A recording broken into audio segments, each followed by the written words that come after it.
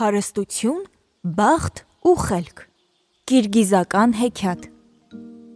Ասում են, շատ դարեր առաջ մի անգամ հարստությունը, բախտը և խելքը ընկերներ են դառնում ու որոշում են այլևս իրարից երբեք չբաժանվել։ Բայց օրերից մի օր նրանք վիճում են, թե իրենցից ով է ուժեղ։ Հարստությունն ասում է. ես եմ բոլորից ուժեղը։ Հարստությունն է մարդուն խելք ու բախտ պարգևում։ Խելքը ասում է. առանց խելքի ոչ հարստություն կարող է լինել, ոչ էլ բախտ։ Բախտն էլ իրենն է պնդում։ Եթե բախտ չկա, ապա ոչ խելքը, ոչ էլ հարստությունը օգնել չեն կարող։ Սրանք այսպես վիճում են, մինչև որ հանդիպում են մի դեհկանի, որը աշխատելիս է լինում իր հողակտորում։ Հարստությունը վազում է դեհկանի մոտ, բռնում է նրա ձեռքը, շոյում է մորուքն ու ասում. թող քո արտում ոսկի ու արծաթ աճի։ Ասում է, չի ասում, դեհկանի արտում ոսկու ու արծաթի կտորներ են հայտնվում։ Բայց այստեղ խելքը որոշում է ցույց տալ իր ուժը և դեհկանին զրկում է խելքից։ Դեհկանը գնում է բայի մոտ ու ասում. իմ արտում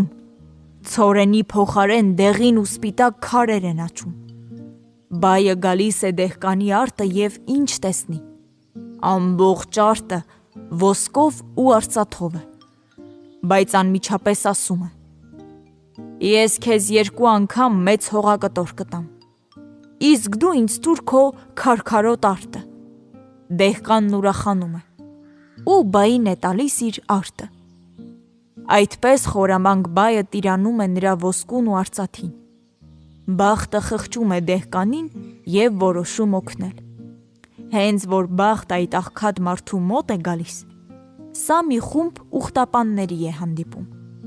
Նրանցից մեկն ասում է իր ընկերներին. եկեք սրան մեզ հետ վերցնենք։ Չնայած աղքատ է, բայց բախտավոր մարդ է։ Թող մեր աքսակալը լինի։ Ուխտապանները դեհկանին մի թանկ մուշտակ են հագցնում, նստեցնում են մի սպիտակ նժույգի վրա ու տանում իրենց հետ։ Շատ են գնում, թե քիչ, դա էլ իրենք գիտեն։ Շուտով հասնում են մի այլի ու որոշում են կանգ առնել հանգստանալ։ Երբ արևը մայր է մտնում, քարավանապետը գնում է բայի յուրտն ու ասում. թանկագին բայ,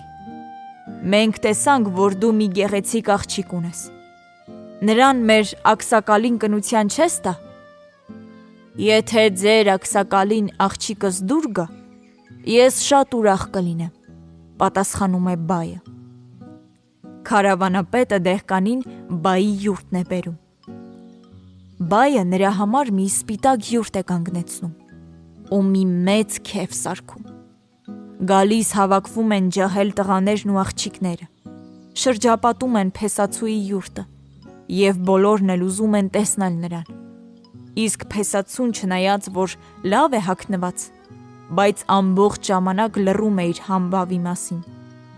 որովհետև խելքից զրկված է լինում ու չի իմանում, թե ինչ ասի, ինչպես խոսի։ Հարսնացուն ու նրա հարազատները տեսնելով այդ, փսփսում են իրար մեջ ու կարծում են, որ փեսացուն համր է։ Գուցե հարսնացուն նրան դուր չի գալիս։ Բայն էլ է բարկանում և ինքն իրեն ասում. միթե նա իր աղջկան չի սիրում, համրի պես վեր է ընկել ու չի խոսում։ Այսպես անցնում է մի օր, 2 օր, իսկ փեսացուն ոնց որ բերանը ջուր առած, չի խոսում։ Բայը այս վիրավորանքը չի կարողանում տանել և բարկացած ասում է. իմ աղջիկը ավելի լավ փեսացուի է արժանի։ Նա հավաքում է իր բարեկամներին և որոշում են սպանել աղջկան վիրավորողին։ Հենց այդ ժամանակ էլ հայտնվում են հարստությունը, բախտը և խելքը։ Նրանք իմանում են, որ բայը պատրաստվում է սպանել դեհկանին, և հարստությունն ու բախտը սկսում են խնդրել. փրկիր նրան, մենք մեզ պարտված կճանաչենք։ Համաձայնում է խելքը ու դեհկանին առաջվանից էլ խելոք է դարձնում։ Դեհկանը խելքը գլուխն է հավաքում, 4 կողմն է նայում ու նկատում է, որ իր դեմ դավ են նյութում ու ասում է. «Իմ բայ, թույլ տուր 2 խոսք ասել»։ «Թող խոսի», ասում է հավաքված ժողովուրդը։ «Երբ ես դեռ շատ ջահել էի», սկսում է դեհկանը, «մի օր մեր այլի վրա է հարձակվում թշնամին։ Նրանք թալանում են մեզ։ Այդ ժամանակ մեր այլից մի աղջիկ է հավաքում իր հյուսքերը,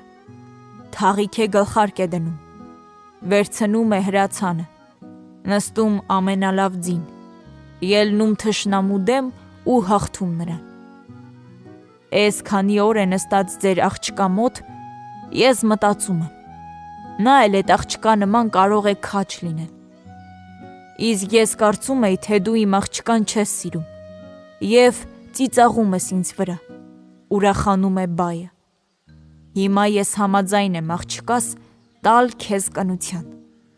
Եվ բայը մի մեծ քեֆ է կազմակերպում։ Այսպես դեհկանը ամուսնանում է գեղեցկուհու հետ, վաճառականների մեջ մեծ անուն է հանում և առևտրի մեջ մեծ հաջողության հասնում։ Այդ օրվանից սկսած նա սիրում էր ինքն իրեն կրկնել. առանց խելքի ոչ հարստություն է լինում և ոչ էլ բախտ։